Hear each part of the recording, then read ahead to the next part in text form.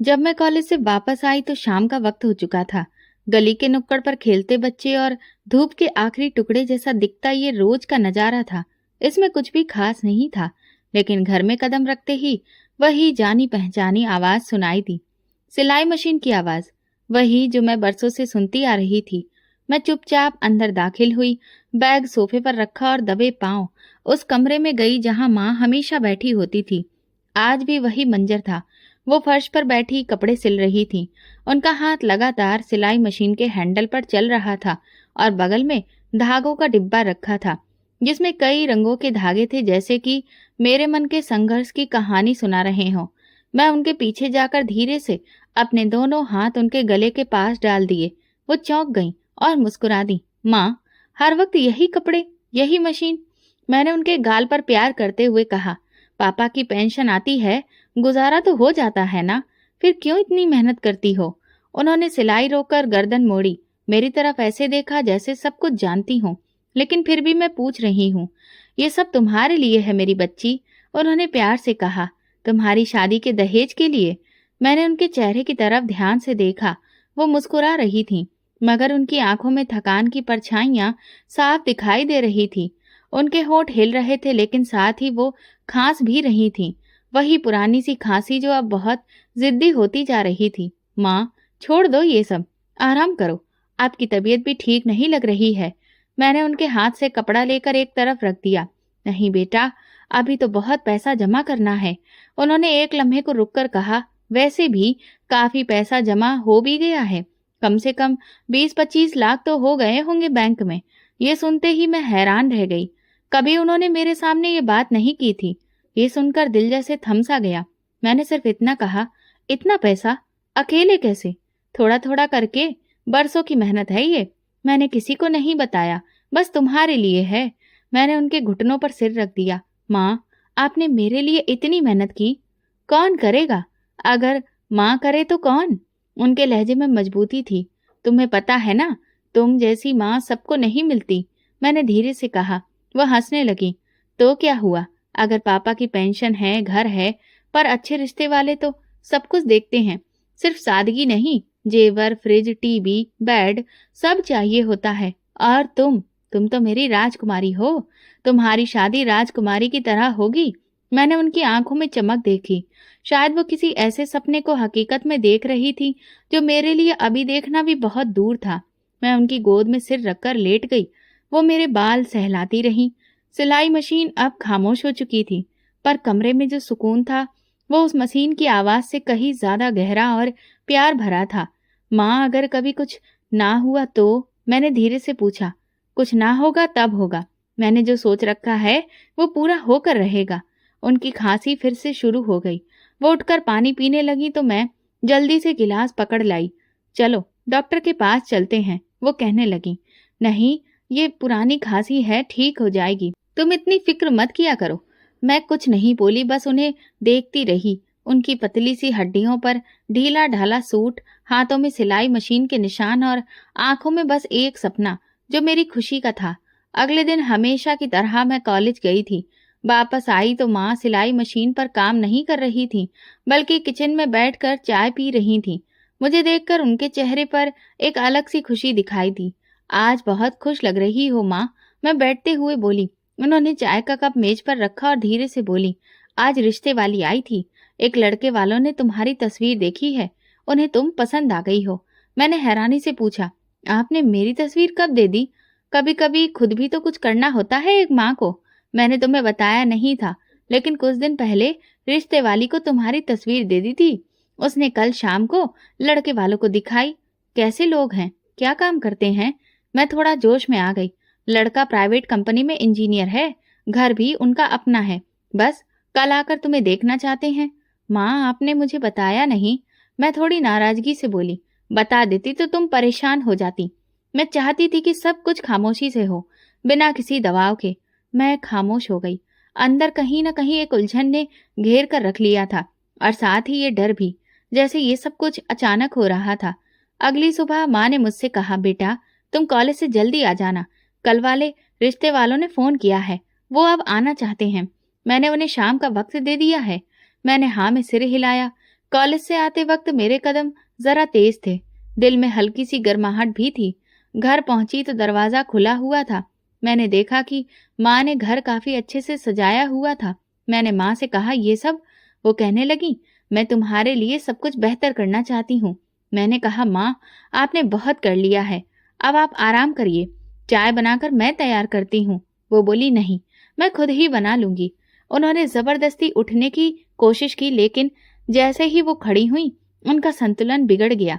मैं तुरंत आगे बढ़ी। माँ, वो मेरे बाजू पर हाथ रखकर रुक गईं। फिर एक लम्हे को उनकी आंखें बंद हो गईं, चेहरा सफेद हो रहा था। माँ, क्या हुआ? मैंने उन्हें बाजू से पकड़कर सहारा दिया। उन्होंने कुछ बोलने की कोशिश की पर उनकी आवाज नहीं निकली। फिर अचानक वो मेरी बाहों में गिर गई। माँ, माँ, आंखें खोलो। मेरा दिल जैसे गले में अटक गया था। मैंने तुरंत मोबाइल उठाया और पड़ोसी को फोन किया। माँ को लेकर मैं अस्पताल की तरफ निकल पड़ी। पूरे रास्ते मैं भगवान से प्रार्थना करती रही कि मेरी माँ को कुछ भी ना हो। उनका सिर मेरी गोद में था और मैं सिर्फ यही कह रही थी, माँ, आप बहुत हिम्मत वाली हैं, आप मेरी माँ हैं, आपको कुछ भी नहीं होगा, आपको मेरे लिए ठीक होना ही होगा। लेकिन जब मैं अस्पताल पहुंची और फिर जो सुना वो मेरे बर्दाश्त से बाहर था। हम माफी चाहते हैं, आपकी माँ का देहांत हो चुका है, उन्हें बहुत भयंकर हार्ट अटैक आया था। डॉक्टर के शब्दों की आवाज मुझे सुनाई तो दे रही थी, लेकिन कुछ भी समझ में नहीं आ रहा था। मैं वहीं कुर्सी पर बैठ गई, आंखें बिल्कुल खाली। अस्पताल की रोशनी जैसे मेरी आंखों में चुभने लगी थी। कमरा, डॉक्टर, नर्सें, सब कुछ एक धुंध में बदल गए थे। मुझे याद है मेरी माँ का ठंडा हाथ मेरी उंगलियों में था और मैं सिर्फ उनकी आंखों को देख रही थी, बंद आंखें, जैसे वो कुछ कह रही हों। कितनी अच्छी औरत थी, सारी जिंदगी बस अपनी बेटी के लिए ही जीती रही। मोहल्ले वाले इसी तरह की बातें कर रहे थे और मैं बस खामोश बैठी हुई थी। मेरी आंखों में आंसू नहीं थे, शायद सदमा इतना गहरा था कि आंसू भी अब सूख चुके थे। बस अंदर सब कुछ खाली था। ऐसा लग रहा था जैसे किसी ने मेरे पैरों तले से जमीन खींच ली हो। अर्थी, अंतिम यात्रा, अंतिम संस्कार, सब कुछ एक धुंधलके में गुजर गया। मैं हर पल बस यही सोचती रही कि कल वो मेरे लिए चाय बना रही थी और आज राख में बदल चुकी है। कुछ दिन बीते, रिश्तेदारों में से किसी ने फिर से फोन किया। मैंने फोन नहीं उठाया। भला मैं क्या कहती कि जिनके लिए सब कुछ जमा किया था वो अब नहीं रही, कि अब मेरे पास ना तो माँ है और ना ही कोई सहारा। माँ के जाने के बाद पूरा घर जैसे खामोश हो गया था। दीवारों से उनकी आवाजें आती थीं, कमरों में उनकी महक अभी भी बाकी थी और मैं बस जैसे किसी खाली सन्नाटे में रह गई थी। चुपचाप दिन गुजरते रहे। मोहल्ले की कुछ औरतें आती जाती रहीं, पर कोई ऐसा नहीं था जो माँ की कमी को पूरा कर सके। तीसरे दिन मेरी बुआ आई। उनकी आंखें सूजी हुई थीं, साथ में फूफा जी भी थे। घर में दाखिल होते ही बुआ मुझे गले लगाकर रोने लगी। मेरी बच्ची, तेरी माँ तो सब कुछ तेरे लिए करके गई, पर तुझे अकेला छोड़कर चली गई। अब तो हमारे सिवा तेरा कोई नहीं है, इसीलिए अब यहाँ रहने का कोई फायदा नहीं है। अब हमारे साथ चल, आखिर तेरे अपने बस हम ही तो हैं। मैंने सब सुना, लेकिन खामोश पड़ी रही। ना मैं इनकार कर सकी और ना ही हाँ कह सकी। बस ये समझने की कोशिश कर रही थी कि अब जिंदगी कहाँ लेकर जाएगी। बुआ ने कमरे का एक चक्कर लगाया, फिर बोली, ये घर भी अब वीरान हो गया है, इसीलिए तो कह रही हूँ कि अकेली लड़की यहाँ कैसे रहेगी। फिर अगले ही दिन फूफा जी मुझे अपने घर ले आए। सादा सा मोहल्ला, छोटा सा घर, लेकिन अब मुझे एक छत मिल गई थी। शुरू के दिन कुछ अजीब से गुजरे। बुआ मुझे हर वक्त गले लगाकर कहती, तुम हमारी बेटी जैसी हो, अब तुम्हें किसी भी चीज की फिक्र करने की जरूरत नहीं है। मैं हर रात माँ की तस्वीर देखकर सोती और दिल ही दिल में उनसे कहती, माँ, मुझे समझ में नहीं आ रहा कि आगे क्या होगा, लेकिन मैं समझने की कोशिश कर रही हूँ। एक शाम जब सब लोग खाना खा चुके थे, बुआ बर्तन समेट रही थी और मैं किचन में उनकी मदद कर रही थी। अचानक उन्होंने पूछा, बेटा, तुम्हारी माँ कुछ पैसे वगैरह छोड़ गई थी? मैंने धीरे से जवाब दिया, हाँ बुआ, माँ ने बताया था कि तकरीबन 25 लाख रुपए बैंक में जमा हैं। वो सब मेरी शादी के लिए उन्होंने जमा कर रखे थे। बुआ के हाथ रुक गए। बर्तन वहीं छोड़कर वो मुड़ी और मुझसे कहा, इतनी बड़ी रकम, तुम्हें पता है ये रकम तो किसी की पूरी जिंदगी की कमाई होती है। मैंने हाँ में सिर हिला दिया। जी माँ, बहुत मेहनत करती थी, वो चाहती थी कि मेरी शादी अच्छे घर में हो। वो कुछ देर चुप रही, फिर बोली, चलो ऐसा करते हैं, कल बैंक चलते हैं, उन पैसों का ठीक ठाक बंदोबस्त कर लेते हैं ताकि वक्त पर काम आए। तुम्हें रिश्ते के लिए भी तो कुछ तैयारी करनी होगी। मेरे दिल में हल्का सा कुछ खटका सा महसूस हुआ, पर मैंने उसे नजरअंदाज कर दिया। सोचा बुआ बड़ी हैं, उन पर भरोसा तो करना ही पड़ेगा ना। अगले दिन हम बैंक गए। मेरे पास माँ की पासबुक थी और माँ का मृत्यु प्रमाण पत्र भी, जो बैंक में स्टाफ को माँ की मृत्यु की सूचना देने और पूरी रकम निकलवाने के लिए जरूरी था। जब मैंने सारी प्रक्रिया पूरी कर ली तो मुझे एक नया अकाउंट खुलवाने के लिए कहा गया, लेकिन बुआ ने मेरा हाथ पकड़कर कहा, नहीं, ऐसा करो कि ये सारी रकम तुम मेरे अकाउंट में डाल दो, घर जाकर हम सब कुछ समझ लेंगे। ये सुनकर मैं थोड़ा हिचकिचाई, लेकिन उन्होंने मजबूत लहजे में कहा, देखो तुम अब अकेली हो, अगर तुम्हारे साथ कुछ भी हो गया तो फिर ये पैसे कहाँ जाएंगे। मैं तुम्हारी बड़ी हूँ, तुम्हें मुझ पर भरोसा करना चाहिए। मैं सच में उलझन में पड़ गई थी, समझ नहीं आ रहा था कि क्या करूं। वैसे बुआ की बात ठीक थी कि रकम बहुत बड़ी थी और जिम्मेदारी भी, और फिर मैंने सारे पैसे उनके अकाउंट में जमा करवा दिए। फॉर्म पर जब मैं दस्तखत कर रही थी तो मेरे दिल में एक अजीब सी बेचैनी थी, लेकिन फिर भी मैंने खुद को समझा लिया, ये मेरे पिता की बहन है, भला ये मेरे साथ कुछ गलत क्यों करेंगी। घर जाकर बुआ ने तुरंत मेरे लिए चाय बनाई और नाश्ता तैयार किया। फिर मुझे सामने बिठाकर बोली, अब हम तुम्हारी शादी की तैयारी बहुत अच्छे से करेंगे। तुम्हारी माँ की आखिरी इच्छा थी कि तुम्हें अच्छे घर में विदा किया जाए। मैं हल्की सी मुस्कुराहट के साथ उनकी इस बात का शुक्रिया अदा किया, लेकिन फिर भी मेरा दिल पूरी तरह से निश्चिंत नहीं था। बुआ के बर्ताव में कुछ बदलाव सा लग रहा था, जैसे अब वो ज्यादा ही औपचारिक हो गई थीं। धीरे धीरे 2 हफ्ते गुजर चुके थे। बुआ के घर में मेरी मौजूदगी अब रोजमर्रा का हिस्सा बन चुकी थी। सुबह नाश्ता, दोपहर में उनके काम में हाथ बटाना और शाम को खामोशी से अपने कमरे में बैठे रहना। मेरा दिल कई बार बेचैन होता, लेकिन हालात ने मुझे खामोश रहने पर मजबूर कर दिया था। एक शाम जब हम सब लोग बैठे थे और खाने के बाद चाय पी रहे थे, बुआ ने अचानक से बात छेड़ी, रश्मि, मैं उन लड़के वालों से बात की थी जिन्होंने तुम्हें देखने के लिए कहा था। मैंने जैसे ही उनकी बात पर ध्यान दिया, मेरे हाथ में जो चाय का कप था वो हाथ से छूटते छूटते बचा। तो फिर क्या कहा उन्होंने? मैंने पूछा। बुआ बोली, उन्होंने तो हाँ ही की थी, लेकिन मैंने ही इनकार कर दिया। ये सुनते ही मेरे अंदर एक सन्नाटा सा छा गया। इनकार? लेकिन क्यों? बुआ ने चाय की एक घूंट ली, फिर अपने अजीब से अंदाज में बोली, अरे तुम्हें नहीं पता उस लड़के के बारे में? मैंने खुद से पता करवाया था तो मुझे पता चला कि वो लड़का तो आए दिन नशा करता है। अब तुम ही बताओ, ऐसे घर में भला मैं तुम्हें कैसे दे सकती हूँ? ये सुनते ही मैं गहरी सोच में पड़ गई। मुझे ऐसा लगा जैसे किसी ने अंदर से मुझे बिल्कुल खाली कर दिया हो। वो लड़का जिसकी तस्वीर माँ ने बड़े ही फक्र से देखी थी, जिसकी नौकरी, पढ़ाई और शराफत की बात खुद माँ ने की थी, अब अचानक से वो शराबी निकल आया। क्या आपने खुद देखा था? मैंने बुआ से पूछा। उन्होंने मुझे घूर कर देखा। तुम्हें हम पर भरोसा नहीं है क्या? नहीं बुआ, ऐसी बात नहीं है, बस माँ ही तो कह रही थी कि वो लोग बहुत अच्छे हैं। बुआ का लहजा एकदम सख्त हो गया। तुम्हारी माँ अब इस दुनिया में नहीं है। अब तुम्हारा फैसला हम करेंगे। हम जो बेहतर समझेंगे वही होगा। तुम्हें अभी बहुत कुछ सीखना है। मैं चुप हो गई। दिल में एक कसक सी उठी, लेकिन जुबान बंद रही। अगले दिन मैंने रोज की तरह सारे घर के काम निपटाए। झाड़ू, बर्तन, कपड़े, सब कुछ जैसे अब मेरी जिम्मेदारी बन गया था। शाम को फूफा जी आए तो मैंने सुना वो बुआ से धीमी आवाज में कह रहे थे, तुमने पैसे अपने अकाउंट में जमा करवा लिए हैं? अब क्या सोचा है लड़की के बारे में? बुआ की आवाज साफ सुनाई दी, अभी कुछ नहीं, अभी तो बहुत काम बाकी है। वो जब खुद पूछेगी तब देखेंगे। ये सुनते ही मेरे कदम जैसे जमीन में धंस गए। यानी बात मेरी हो रही थी और मेरे लिए फैसले भी खामोशी से लिए जा रहे थे। रात को जब सब लोग सोने चले गए तो मैं छत पर जाकर बैठ गई। नीचे शहर का शोर सुनाई दे रहा था, लेकिन मेरे अंदर एक सन्नाटा था जो हर गुजरते दिन के साथ गहरा होता जा रहा था। मैंने अपनी डायरी निकाली और लिखा, माँ, आज पहली बार लगा जैसे मेरे अपने फैसले मेरे हाथों से फिसल रहे हैं। मैंने चुपचाप सब कुछ उनके हवाले कर दिया, आपके पैसे, आपका सपना, सब कुछ। और माँ, मैं अब बस एक तमाशाई बन गई हूँ। अगले दिन बुआ ने मुझे साथ में बाजार चलने को कहा। हमें थोड़ी बहुत खरीदारी करनी थी। बुआ ने अपने लिए नए सूट लिए। जब मैंने कहा कि मेरे लिए भी कुछ लेना है तो उन्होंने साफ कह दिया, अभी तुम्हारी शादी की तारीख थोड़ी तय हुई है, इसलिए फिजूल खर्ची की क्या जरूरत है। मैं चुप हो गई।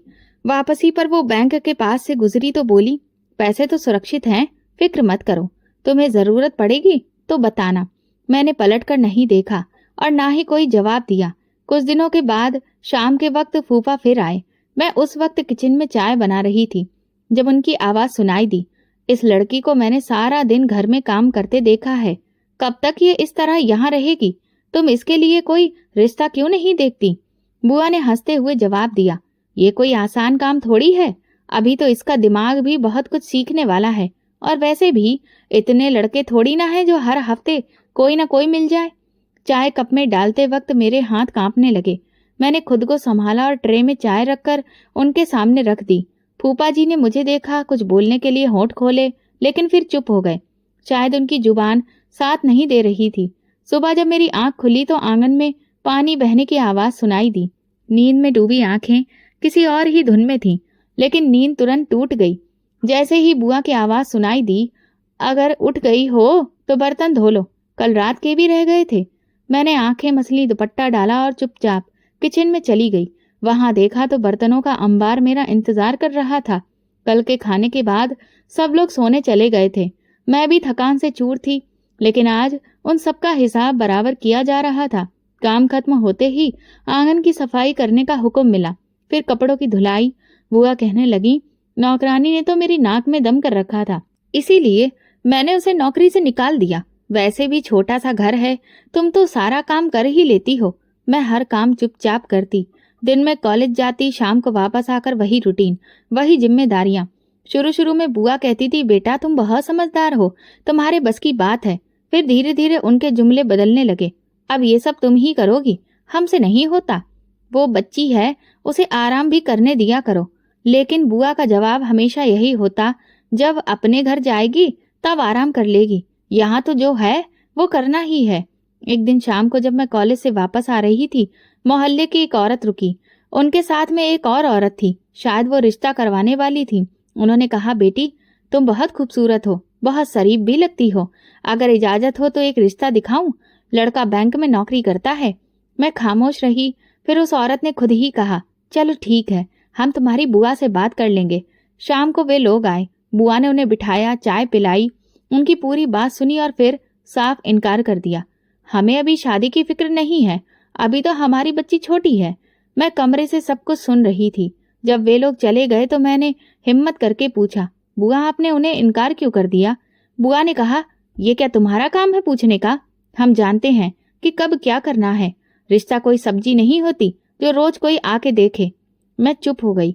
अगले दिन फिर किसी ने बुआ से मेरे बारे में बात की, लेकिन जवाब वही था, हमें नहीं करनी अपनी भतीजी की शादी, ये सबके बस की बात नहीं है।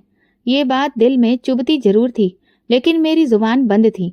इनकार की वजह कभी मेरी उम्र, कभी मेरी पढ़ाई, कभी मेरे लिए अच्छे रिश्ते का इंतजार बताया जा रहा था। हालांकि दिल कहता था कि वजह कुछ और ही है। अक्सर मैं खुद से सवाल करती, क्या वो मेरा ख्याल रख रही हैं या फिर बस वक्त गुजार रही हैं? लेकिन जवाब हमेशा धुंधला होता। एक दिन जब मैं बाजार से सौदा लेकर आई तो अंदर से आवाज आई, सच कहूं तो बड़ी काम की है, सुबह से शाम तक सब कुछ कर देती है। हम तो ऐसी ही नौकरानी की तलाश कर रहे थे। बड़े नसीब वाले हैं जो बैठे बिठाए ऐसी नौकरानी मिल गई। भला किसे फ्री में ऐसी नौकरानी नहीं चाहिए? मेरे कदम रुक गए। कानों में शोर होने लगा। वो शायद अपने किसी रिश्तेदार से फोन पर बात कर रही थी। मैं अंदर गई और चुपचाप सारी चीजें रखकर बाहर आ गई। मेरी खूबसूरती, मेरी मेहनती होना, जो कभी माँ की आंखों की चमक था, अब मेरे लिए बोझ बन गया था। लोग देखते, बात करते, बुआ इनकार कर देती। कुछ लोग तो बार बार आते, लेकिन हर बार जवाब एक ही होता। फूफा की खामोशी अब खटकने लगी थी। वो कुछ कहते नहीं थे, लेकिन बहुत कुछ कहना चाहते थे। शायद सब समझते थे, लेकिन कुछ कह नहीं सकते थे। जब मेरा बीए पूरा हुआ तो दिल में जैसे एक हलचल सी मच गई। मैंने खुद से कहा, अब तो वक्त आ गया है। माँ का सपना, उनकी मेहनत, सब याद आया। हर बार जब भी आईने में खुद को देखा, लगता जैसे कि वक्त रुक नहीं रहा था। उम्र भी अपनी रफ्तार से चल रही थी। हर महीने के साथ रिश्ते भी जैसे महंगे होते जा रहे थे। हर दिन के साथ जैसे दिल में एक नया एहसास जागता। शाम का वक्त था। मैं कपड़े सुखाने के बाद आंगन में बुआ के पास जा बैठी। कुछ देर वो आंखें बंद किए लेटी रहीं। फिर मैंने धीरे से कहा, बुआ, मेरा भी कोर्स पूरा हो गया है। उन्होंने सर हिलाया। अच्छा है, भगवान तुम्हें और तरक्की दे। मैंने अपनी बात जारी रखी। बुआ, मैं चाहती हूँ कि मेरी शादी की बात हो। रिश्ते तो कहीं कहीं से आए, लेकिन बात आगे नहीं बढ़ती। अचानक उनके चेहरे पर तेवर आ गए, जैसे उन्हें कोई नापसंद बात सुनाई दे गई हो। कैसी बेशरम हो तुम, वो बोली। अपने मुंह से कह रही हो कि मेरी शादी करवा दो। जमाना बदल गया है क्या? लड़कियां खुद अपने रिश्ते मांगती हैं। मैं एकदम से चुप हो गई। दिल की धड़कन जैसे रुक सी गई थी। लेकिन बुआ का लेक्चर जारी रहा। हमारे वक्त पर तो लड़कियां आंख उठाकर भी कुछ नहीं कहती थी। और तुम, पढ़ाई लिखाई कर लेने का मतलब ये नहीं होता कि जुबान चलने लगे। मैंने धीरे से सिर झुका लिया। कुछ लम्हों बाद मैंने हिम्मत की। बुआ, माँ ने मेरे लिए पैसे जमा किए थे। वो काफी रकम थी जिससे शादी पूरी हो सकती है। अगर थोड़ी कोशिश की जाए तो सब कुछ हो सकता है। बुआ की आंखों में एकदम से चमक आई, लेकिन उनके होठों पर सख्ती अभी भी कायम थी। कौन से पैसे? कहाँ हैं पैसे? मेरे पास तो कुछ भी नहीं है। मैं हक्का बक्का रह गई। बुआ, वही 25 लाख रुपए जो आपके अकाउंट में जमा कराए गए थे बैंक से। उन्होंने मुझे बीच में ही रोक दिया। 3 साल से खा रही हो, पहन रही हो, पढ़ रही हो, वो सब जमीन से उगा था क्या? ये सब उन्हीं पैसों से था। अब वो खत्म हो गए। मैं बेयकीनी से उन्हें देखती रह गई। 25 लाख रुपए खत्म? तो क्या समझा था? 3 साल की रोटी, तुम्हारे कपड़े, कॉलेज की फीस, इलाज, दवा, सब कुछ मुफ्त में मिल रहा था। तुम्हारे पापा का घर भी तो हमने देखा है। हमारा भी अधिकार है उसमें। मैंने अपना दिल थाम लिया। सब कुछ धुंधला सा हो गया था। मैं कुछ कहना चाहती थी, लेकिन आवाज नहीं निकली। मैं जानती थी कि वो रकम अभी तक बैंक में है। उसका खर्च ऐसा था ही नहीं कि यूं खत्म हो जाता। पर बात रकम की नहीं, भरोसे की थी। जब इंसान बोझ बन जाता है तो सब कुछ बदल जाता है। रात को कमरे में जाकर मैंने माँ की साड़ी निकाली। उस साड़ी में बहुत सारे सपने लिपटे थे। वही साड़ी जिसे माँ मेरे दहेज की चीजों के साथ रखना चाहती थी। मैंने उसे गोद में रखा और चुपचाप बैठ गई। दरवाजे के बाहर से आवाज आई, ये लड़की बहुत तेज हो गई है। आजकल जुबान भी इसकी बहुत चलती है। बुआ शायद फूफा से बात कर रही थी। उनकी आवाज में अब वो मिठास नहीं थी जो शुरू में हुआ करती थी। उसे लगता है कि हमने उसके पैसे हड़प लिए हैं। वो भूल गई है कि हमने उसे अपने पास रखा है। फूफा कुछ भी नहीं बोले, या शायद बोले हों, पर मेरे हक में अब सिर्फ खामोशी ही बाकी थी। अगली सुबह घर के काम के दौरान मैंने उनकी बातों पर ध्यान देना छोड़ दिया। किचन में बर्तन धोती रही। हाथ अपने आप चलते रहे, लेकिन दिमाग एक एक हिसाब जोड़ रहा था। कौन सा दिन था जब मैंने उन पर भरोसा किया, और कौन सा दिन है जब उस भरोसे की कीमत चुका रही हूँ। दोपहर में एक और रिश्ता आया। इस बार वो लोग खुद आए थे। फूफा के जानने वालों के रिश्तेदार थे। मुझे देखकर उनके चेहरे खिल गए। मैं उन्हें पसंद भी आ गई थी। लेकिन जवाब वही था, अभी हम शादी नहीं करना चाहते। मैंने पहली बार अंदर ही अंदर खुद से सवाल किया, क्या सपने सिर्फ तब तक खूबसूरत होते हैं जब तक वो हकीकत ना बन जाएं? शाम को मैं छत पर बैठी थी। नीचे गली में बच्चों का शोर था। दूर कहीं आरती की आवाज आ रही थी। आसमान पर कुछ बादल तैर रहे थे। माँ की वो बात याद आई, तुम्हारी शादी राजकुमारी की तरह होगी। मैंने आसमान की तरफ देखा। कहाँ राजकुमारी और कहाँ ये हाल। अब तो सपने भी बोझ बन चुके थे, और उन बोझों का वजन इतना भारी था कि मेरी कमर झुकने लगी थी।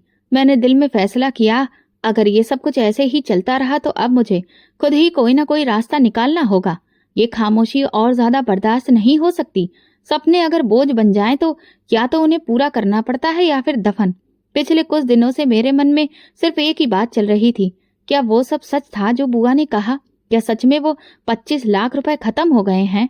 क्या माँ की बरसों की मेहनत यूं ही 3 साल में मिट्टी हो गई? मेरे सवाल बढ़ते जा रहे थे। सुबह जब मैं बचे हुए बर्तन धो रही थी तो मुझे एक ख्याल आया। मैं किचन से निकलकर धीरे से कमरे में रखे पुराने बैग से बैंक की रसीदें निकाल लाई। वे वही रसीदें थीं जिन पर मेरे दस्तखत थे और जिनमें साफ साफ लिखा था कि पैसे बुआ के अकाउंट में जमा हुए थे। मैंने पूरी शाम उन रसीदों को दोबारा पढ़ा। रकम, तारीख, दस्तखत, सब कुछ साफ था। दिल में एक बात और साफ होती जा रही थी, सच छुपाया गया है, और अगर मैं अभी भी खामोश रही तो सब कुछ जाता रहेगा। अगले दिन नाश्ते के बाद जब बुआ आंगन में चाय पी रही थी, मैंने उनके सामने वो रसीदें रख दी। बुआ ये देखिए, आपने खुद मेरे सामने बैंक में ये रसीद ली थी। इतनी रकम 3 साल में खत्म नहीं हो सकती। बुआ ने एक नजर रसीदों पर डाली, फिर दांत पीसते हुए बोली, और ये रसीदें साबित करती ही क्या हैं? ये तो पुरानी बात है। अब कुछ भी नहीं बचा। कैसे नहीं बचा? मैंने कहा, मैंने हिसाब लगाया है। साल भर में इतने पैसे किसी के खाने पीने में खत्म नहीं होते।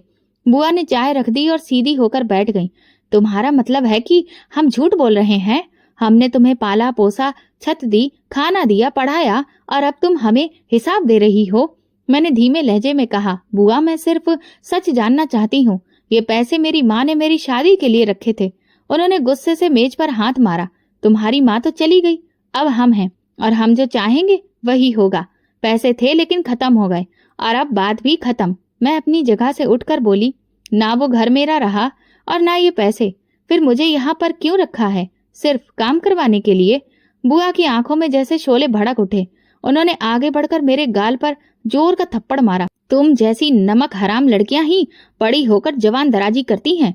हमने तुम्हारे सिर पर साया रखा और तुम हमें ही कटघरे में खड़ा कर रही हो। मेरी आंखों के सामने धुंध छा गई थी, लेकिन मैं पीछे नहीं हटी। आपने मुझे अपने सिर पर नहीं बल्कि गुलाम बनाकर रखा है। माँ की अमानत को आपने अपना हक समझ लिया है। ये सुनकर वो और भी ज्यादा भड़क गईं। दूसरा थप्पड़ उससे भी ज्यादा जोर का पड़ा था। मेरी आंखों से आंसू टपक पड़े, लेकिन जुबान पर अभी भी कोई कपकपाहट नहीं थी। फूफा कमरे से निकले और चिल्लाकर बोले, ये क्या तमाशा लगा रखा है? बुआ ने उनकी तरफ देखा। ये हमें चोर कह रही है, हम पर इल्जाम लगा रही है। मैं फूफा जी की तरफ देखकर बोली, आप सब कुछ जानते हैं, प्लीज सच बोलिए। फूफा जी कुछ लम्हे चुप रहे, फिर बेजारी से बोले, देखो जो होना था हो गया, अब बात बढ़ाने का कोई फायदा नहीं। उनकी बात सुनकर मुझे ऐसा लगा जैसे किसी ने मुझे जमीन पर पटक दिया हो। जिसे मैं अपनी आखिरी उम्मीद समझ रही थी, वो भी उनके साथ ही खड़ा था। मैं कमरे में वापस चली आई। आंखों से बहते आंसू थमने का नाम नहीं ले रहे थे। रात भर नींद नहीं आई। हर पल वही लम्हा याद आता रहा जब मैंने उन लोगों पर सादगी से भरोसा किया था, जब बैंक में खड़ी होकर मैंने पैसे उनके अकाउंट में जमा करवाए थे, जब उन्होंने मेरी माँ के सपनों का वास्ता देकर कहा था, बेटी हम तुम्हारी शादी करेंगे। अब वो सब एक झूठ लग रहा था। मुझे सिर्फ इस्तेमाल किया गया था, सपने दिखाकर, वादे करके, और आखिर में मुझे मेरी ही अमानत से बेदखल कर दिया गया था। सुबह हुई तो दरवाजे के बाहर 2 औरतें बात कर रही थीं। एक ने कहा, सुना है लड़की ने बदतमीजी की है, अब इसे निकाल ही देना चाहिए। मैं अंदर से सुन रही थी और दरवाजा बंद कर लिया। सोच लिया था अब मैं खामोश नहीं रहूंगी। ये सब कुछ अब और नहीं झेलूंगी। अपनी माँ की कुर्बानियों को मिट्टी में नहीं मिलने दूंगी। मैंने शीशे में अपना चेहरा देखा। एक तरफ थप्पड़ का निशान था, लेकिन उसके नीचे मेरी आंखों में एक नई रोशनी थी। फैसला हो चुका था। अब मैं लड़ूंगी, अपने लिए, अपनी माँ के सपनों के लिए। सुबह के वक्त घर में अजीब सी खामोशी थी, जैसे सब कुछ रुक गया हो। मैं कमरे में बैठी थी, कागजात और रसीदें मेरे सामने बिखरी थी। मैंने फैसला कर लिया था, अब उन पैसों का हिसाब लेना है। मैं अपने अधिकार से पीछे नहीं हटूंगी। कुछ देर बाद बुआ अंदर आई। हाथ में पानी का गिलास था, लेकिन चेहरा सख्त। अब क्या चाहती हो तुम? उन्होंने दरवाजे पर खड़े होकर पूछा। अपना अधिकार, और कुछ नहीं। जो पैसे माँ ने मेरे लिए रखे थे, उनका हिसाब। मैंने सर उठाकर उनकी आंखों में देखा। बहुत बोलने लगी हो। हमारे ही घर में रहकर हमें आंखें दिखा रही हो। हमने तुम्हें पाला पोसा और तुम बदले में हमें चोर बना रही हो। मैंने जवाब में कहा, मैंने सिर्फ वो मांगा है जो मेरा है, और अगर ये गलत है तो फिर जो आपने किया वो क्या है? वो आगे बढ़ी और गुस्से से मेरी कलाई पकड़कर बोली, चल निकल यहाँ से, बहुत हो गया। हमने तेरा बोझ काफी उठा लिया, अब हमें तुझे और नहीं सहना है। मैंने अपनी कलाई छुड़वाने की कोशिश की। बुआ ये जाती है, मैं कहीं नहीं जा रही जब तक मेरे पैसे वापस नहीं होते। तभी बाहर से फूफा जी की आवाज आई, निकालो इसको, हम यहाँ कोई अनाथालय नहीं चला रहे हैं। बुआ ने मेरे कमरे का सामान समेटना शुरू कर दिया। कुछ कपड़े और किताबें एक बैग में डाल दी, और जैसे मेरा सब कुछ मेरे वजूद से अलग कर दिया गया। ये तेरा सब कुछ है ना, ले जा इसे भी। हमने जो दिया वो वापस नहीं देंगे। बुआ ने दरवाजा खोला और मुझे बाजू से पकड़कर आंगन तक घसीट कर ले आई। हम पर इल्जाम लगाने से पहले अपने गिरेबान में झांक ले। आजकल की लड़कियां सिर्फ जुबान चलाती हैं। हमने मोहल्ले भर में इज्जत कमाई है। तू एक लावारिस लड़की है और इसे खराब नहीं कर सकती। बुआ ने दरवाजा खोला और एक जोरदार धक्के से मुझे बाहर निकाल दिया। जा, जैसे आई थी वैसे चली जा, हमें न अब तेरी शक्ल देखनी है न सवाल सुनने हैं। मैं सड़क पर गिर गई। एक एक करके दरवाजे खुलने लगे। मोहल्ले की औरतें खिड़कियों से झांकने लगी। क्या हुआ? अरे सुना है कि लड़की का चरित्र ठीक नहीं था, अपनी ही बुआ पर इल्जाम लगा रही थी। हमें तो पहले ही शक था, इतनी खूबसूरत होकर भी खामोश रहती थी। कुछ न कुछ गड़बड़ जरूर थी। मैंने जमीन से बैग उठाया और आंखों में आंसू छुपाते हुए आगे चलने लगी। लोगों की नजरें मेरे पीछे थीं। बातें आसपास हो रही थीं। कहाँ जा रही है अब? अब माँ भी नहीं है और रिश्तेदार भी परेशान करेंगे। अब क्या करेगी? मेरे कदम खुद ब खुद चल रहे थे। मैं नहीं जानती थी कि कहाँ जा रही हूँ। गली से निकलकर सड़क पर आ गई। गाड़ियां गुजर रही थीं। लोग अपने अपने कामों में व्यस्त थे, लेकिन मेरी दुनिया जैसे रुक गई थी। मैं एक बेंच पर बैठ गई, बैग साथ में रखा और दिल जोर जोर से धड़क रहा था। सिर्फ एक सवाल था, अब कहाँ जाऊं? शाम होने लगी, आसमान में अंधेरा छाने लगा और मेरा दिल डर से भरने लगा। मैंने चारों तरफ देखा, हर चेहरा अजनबी लगा। मेरी जेब में बस कुछ रुपए ही थे, जो पिछले महीने की फीस से बच गए थे। लेकिन ये पैसे कब तक चलते और मैं कहाँ ले जाती? बेंच पर बैठी मैं एक औरत को देख रही थी, जो कुछ लम्हे पहले ही मेरे सामने आकर रुकी थी। उसके कपड़े मैले थे, चेहरा झुर्रियों से भरा हुआ और आंखों में एक अजीब सी चमक थी। उसने मेरे सामने रोटी रखी और खुद भी जमीन पर बैठ गई। बेटी, ये दुनिया कुछ नहीं देती उन लोगों को जो बस रोते रहते हैं। जो उठते हैं वही अपना हिस्सा खुद खींच लेते हैं। मैंने सिर झुकाया और आंखों से आंसू रुक नहीं रहे थे। कुछ बताएगी? तेरे चेहरे पर जो दुख है वो मैंने कई बार देखा है। बोल, शायद कोई रास्ता निकल आए। मैं रुक रुक कर कहना शुरू किया। पहले सिर्फ इतना कहा कि माँ नहीं रही, फिर धीरे धीरे सब कुछ बोल दिया। किस तरह माँ ने पैसे जोड़े, कैसे बुआ ने वादे किए और फिर धक्के देकर निकाल दिया। मैं कुछ देर बोलती रही, वो सुनती रही। उसकी आंखों में हमदर्दी थी, लेकिन कोई दिखावे की नमी नहीं। वो जैसे हर शब्द अंदर उतारती जा रही थी। तो माँ की अमानत लेकर घर से निकल गई है, वो भी अपने ही रिश्तेदारों के हाथों, उसने धीमे लहजे में कहा और मैंने सिर हिलाया। वो कुछ देर खामोश रही, फिर अपने दुपट्टे से एक मोबाइल निकाला। मुझे हैरत हुई कि एक भिखारिन के हाथ में फोन। उसने तेजी से एक नंबर मिलाया और कोने में जाकर बात करने लगी। मैंने सुनने की कोशिश नहीं की, बस उसे देखती रही। कुछ मिनट बाद वो वापस आई। तेरा इंतजाम हो गया है। उसने मुझे देखा। लेकिन अब जो करना है वो तुझे ही करना है। अगर खुद पर भरोसा है तो दरवाजे खुलते देर नहीं लगती। मैं हक्का बक्का उसे देख रही थी। कल सुबह कुछ लोग आएंगे, तू बस हिम्मत मत हारना। मैं कुछ बोल न सकी, सिर्फ हाँ में सिर हिला दिया। मेरी आंखों में पहली बार एक अजीब सी रोशनी उतरने लगी थी, जैसे किसी ने धुएं भरे आईने को साफ कर दिया हो। अगली सुबह सूरज कुछ देर से निकला, या शायद मुझे ऐसा लगा कि ये रात ही लंबी थी। सुबह उठकर बैग समेटा तो वो औरत गायब थी। सिर्फ एक कागज छोड़ गई थी, जिसमें कुछ शब्द लिखे थे। खुद को कभी कमजोर मत समझना। तेरे अंदर जो आग है वो पहाड़ को भी पिघला सकती है। दोपहर के करीब 2 लेडी पुलिस ऑफिसर्स वहां पहुंची। साधारण कपड़ों में थीं, लेकिन उनके चेहरे पर जो विश्वास था वो मुझे चौंका गया। उनमें से एक ने कहा, तुम्हारा नाम रश्मि है? मैंने सिर हिलाया। चलो हमारे साथ, हमें सब पता है। तुम्हारी बात हम तक पहुंच चुकी है। मैं थोड़ा झिझकते हुए बोली, कहाँ ले जा रही हैं आप लोग? दूसरी ने मुस्कुराकर कहा, तुम्हें वहीं ले जा रहे हैं जहां तुम जैसी लड़कियां अपने हक के लिए लड़ना सीखती हैं। तुम्हारी पुलिस ट्रेनिंग शुरू होने वाली है और सारे खर्चे हम उठाएंगे। ये सुनकर मैं जैसे सुन्न हो गई। मगर मैं पुलिस? उन्होंने मेरे कंधे पर हाथ रखा। तुम्हारी पढ़ाई है, तुम्हारा जज्बा है और तुम्हारे साथ जुल्म हुआ है। अब तुम्हें खुद को मजबूत बनाना है। तुम सिर्फ एक केस नहीं हो, तुम एक मिसाल बन सकती हो। रास्ते भर मेरे मन में वही औरत घूमती रही जिसे मैं भिखारिन समझ बैठी थी। वो शायद कोई आम औरत नहीं थी, शायद किसी डिपार्टमेंट या किसी खास मिशन की अफसर थी, लेकिन उनकी आंखों में जो चमक थी वो सच थी, जैसे वो जानती हो कि मैं खुद को गिरने नहीं दूंगी। हम पुलिस ट्रेनिंग सेंटर पहुंचे, जहां एक छोटा सा कैंप था। वहां कुछ और लड़कियां भी मौजूद थीं। उन सब की अपनी अपनी कहानी थी। किसी को उनके बाप ने निकाल दिया था, तो किसी को उसके पति ने छोड़ दिया था और किसी की माँ को ससुराल वालों ने मार दिया था। मैंने वहां सीखा कि कमजोर वो नहीं होते जिनके पास कुछ भी नहीं होता, बल्कि कमजोर वो होते हैं जो लड़ना छोड़ देते हैं। उस रात मैंने अपनी डायरी में पहली बार कुछ लिखा, माँ, आज किसी ने मेरी माँ बनने की कोशिश की। उस औरत ने मेरे अंदर की वो रोशनी जगा दी जो मैं खुद ही भूल गई थी। अगर मैं कुछ बन गई तो सिर्फ इसलिए कि किसी ने मुझे भिखारी नहीं एक इंसान समझा। मेरी ट्रेनिंग की शुरुआत हुई। दिन लंबे थे, दिन थक जाता था, लेकिन फिर भी एक सुकून था।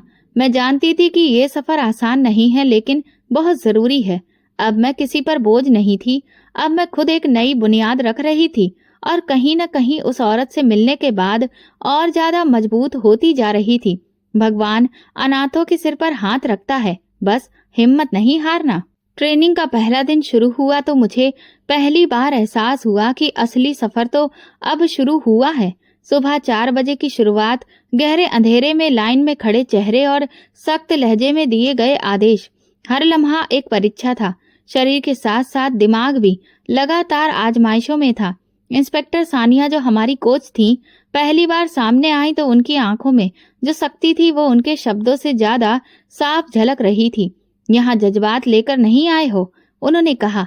यहाँ सिर्फ अनुशासन, हिम्मत और सहनशीलता ही तुम्हारे काम आएगी। अगर ये 3 चीजें नहीं है तो बाहर का रास्ता सामने है। मैंने उनकी बात सुनी और आंखें नीचे रख ली, लेकिन दिल में कुछ और ही चल रहा था। माँ का चेहरा, वो 25 लाख रुपए, वो सिलाई मशीन और बुआ की चीखने चिल्लाने की आवाजें, सब एक साथ मन में घूम रहे थे। पहली बार मैं 2 किलोमीटर की दौड़ थी। गर्मी में सांसें टूट रही थी, पसीना आंखों में चुभ रहा था, लेकिन मैंने हार नहीं मानी। साथ वाली लड़की नीचे गिर गई, उसकी सांस फूल गई, लेकिन मैंने अपने कदम धीमे नहीं होने दिए। मैंने दिल में एक ही बात ठान ली, माँ मैं आपका सपना हूँ और मुझे पीछे नहीं हटना। दिन भर की कठिनाइयों के बाद जब रात को बिस्तर पर लेटती थी तो शरीर दर्द कर रहा होता था, लेकिन नींद नहीं आती थी। मैंने चुपके से वो तस्वीर निकाली जो मैं अपने साथ लाई थी। माँ, आपने जो मेरे लिए सोचा है वो सब मैं अपने हाथों से हासिल करूंगी। कुछ लड़कियां मुझे अजीब नजरों से देखती थीं। उन्हें पता चल चुका था कि मैं कहाँ से आई हूँ। कुछ मुझसे दूरी बनाए रखती तो कुछ तंज कसती थीं, लेकिन मैंने कभी किसी की तरफ पलट कर नहीं देखा, क्योंकि मैं सिर्फ अपने रास्ते पर थी। एक दिन शारीरिक सहनशीलता की परीक्षा हुई। रेत के मैदान में 2 घंटे का मार्च, वो भी बिना किसी सुरक्षा के। मेरे घुटनों पर जख्म आ गए, लेकिन मैंने सर से कुछ भी नहीं कहा। हेड ने कहा, जो हार मानते हैं वो नाकाम हैं, लेकिन जो अपने दर्द से सीखते हैं वही कामयाब होते हैं। मैंने खुद से कहा, मेरा दर्द मेरी कमजोरी नहीं है, बल्कि मेरा हथियार है। ट्रेनिंग के दौरान एक दिन इंस्पेक्टर सानिया ने मुझे ऑफिस में बुलाया और कहा, रश्मि, तुम्हारे अंदर कुछ अलग है, कुछ ऐसा जो हर किसी में नहीं होता। मैंने नजरें नीचे कर ली और बस इतना कहा, मेरी माँ ने सपने देखे थे और मुझे उन्हें पूरा करना है। वो बोली, तो याद रखो, अब तुम पीछे नहीं जा सकती। तुम्हारे रास्ते अब सिर्फ आगे हैं, और अगर तुमने हार मानी तो सिर्फ खुद को नहीं, उन सबको मायूस करोगी जो तुम्हें मिसाल मानकर जीने का हौसला रखते हैं। उनकी बातें मेरे दिल में उतर गईं। उस रात पहली बार मैंने अपनी डायरी में सिर्फ एक बात लिखी, अब मैं रुकूंगी नहीं।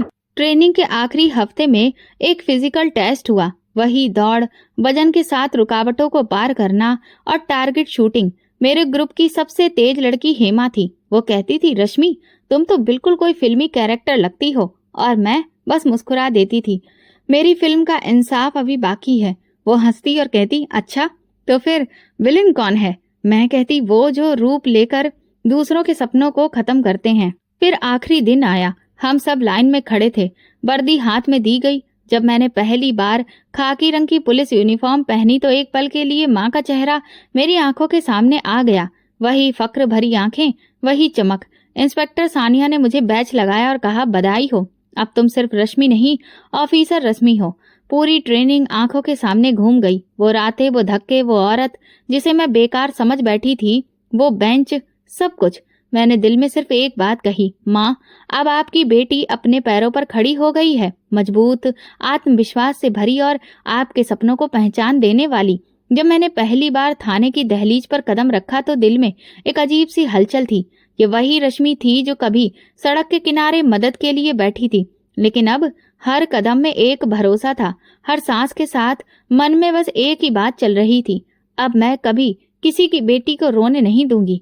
पहले कुछ दिनों में मुझे जमीनी फील्ड ड्यूटी की जिम्मेदारियां सौंपी गईं। एक रोज जब एक जमीन पर धोखाधड़ी का केस सामने आया तो मुझे खुद अपने साथ बिताए हुए वो पल याद आ गए। लोगों का भरोसा तोड़ना, किसी की मजबूरी का इस्तेमाल करना और उसे खामोशी से बर्दाश्त करने पर मजबूर करना, ये सब सिर्फ कहानियों में नहीं होता।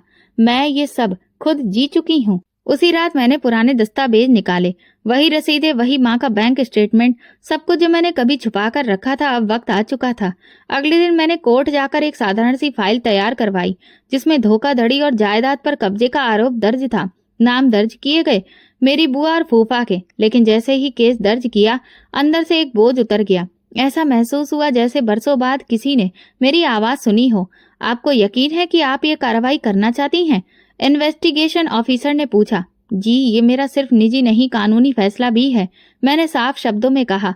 फाइल आगे बढ़ाई गई और कुछ ही दिनों बाद उन्हें कोर्ट से नोटिस जारी हो गया, लेकिन बुआ की प्रतिक्रिया वही थी जो हमेशा रही, इनकार करना और ये कहना कि उन पर झूठा इल्जाम लगाया गया है। हमने इस लड़की को पाला और अब यही हमें पुलिस बुलवा कर बदनाम कर रही है। उनकी ये बात रिकॉर्ड पर दर्ज थी जो अब सबूत बन चुकी थी। अदालत का पहला दिन आया। मैं वर्दी में नहीं, एक सामान्य सलवार सूट में कोर्ट पहुंची, लेकिन चेहरे पर गर्व था। वकील ने औपचारिक सवाल पूछे।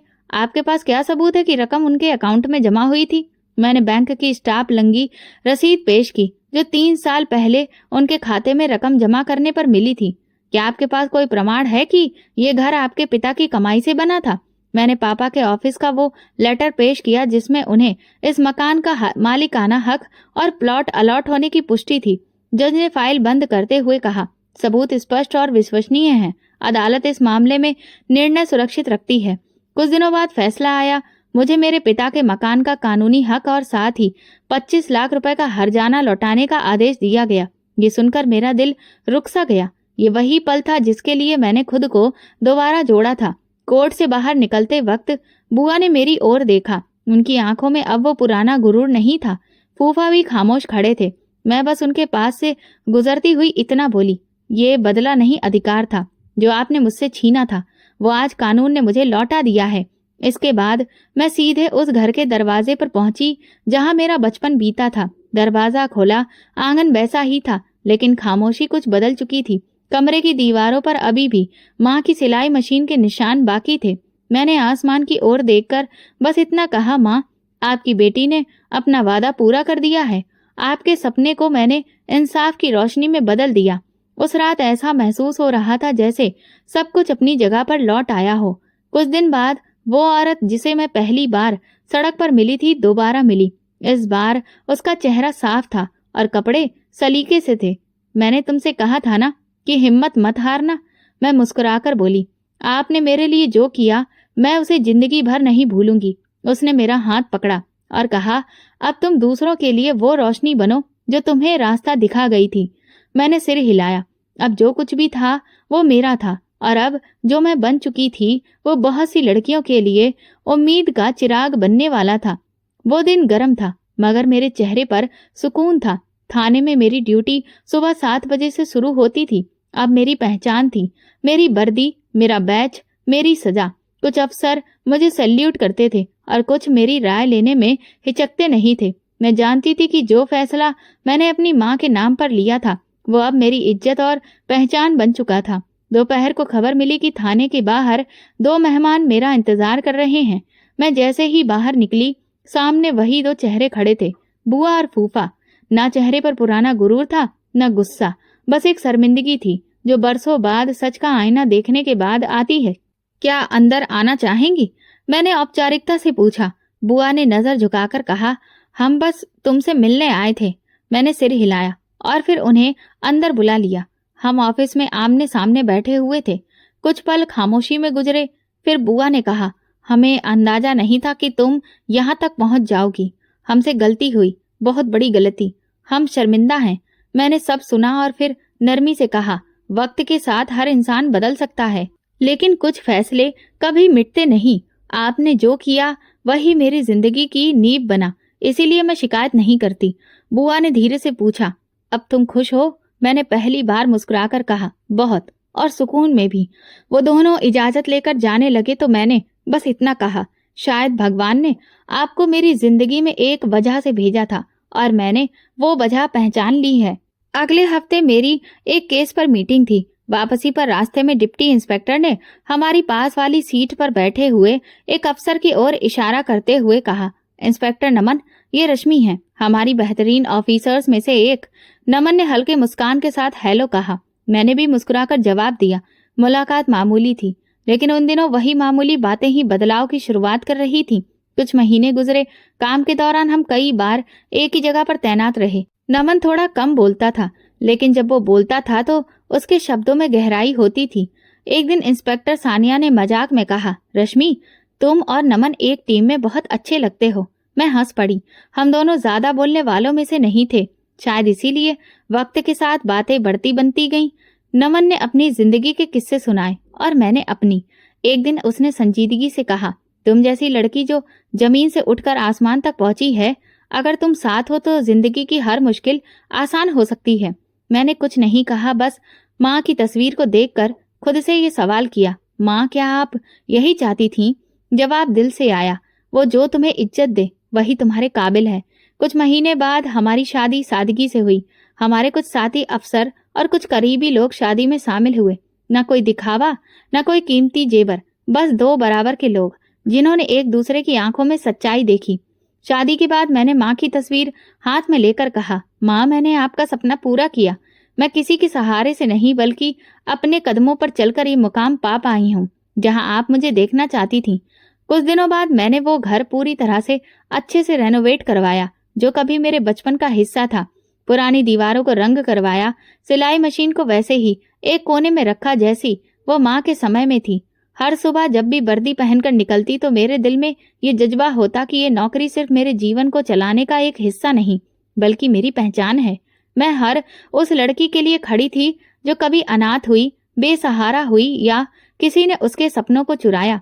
आज अगर कोई कहता कि ये वही लड़की है जिसे उसके रिश्तेदारों ने धक्का दिया था तो मैं मुस्कुराकर देखती। आज मैं वही धक्के किसी और को खाने नहीं देती। रात को डायरी के पन्नों पर मैंने लिखा, मैं अनाथ हूँ लेकिन बेसहारा नहीं। भगवान मेरे साथ है, मेरी माँ का आशीर्वाद मेरे साथ है।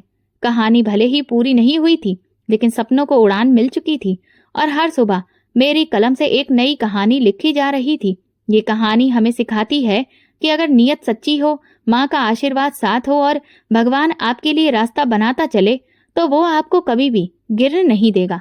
तो दोस्तों, अगर आपको हमारी ये कहानी पसंद आई हो तो प्लीज कमेंट करके जरूर बताएं। वीडियो को लाइक करें और ज्यादा से ज्यादा शेयर करें।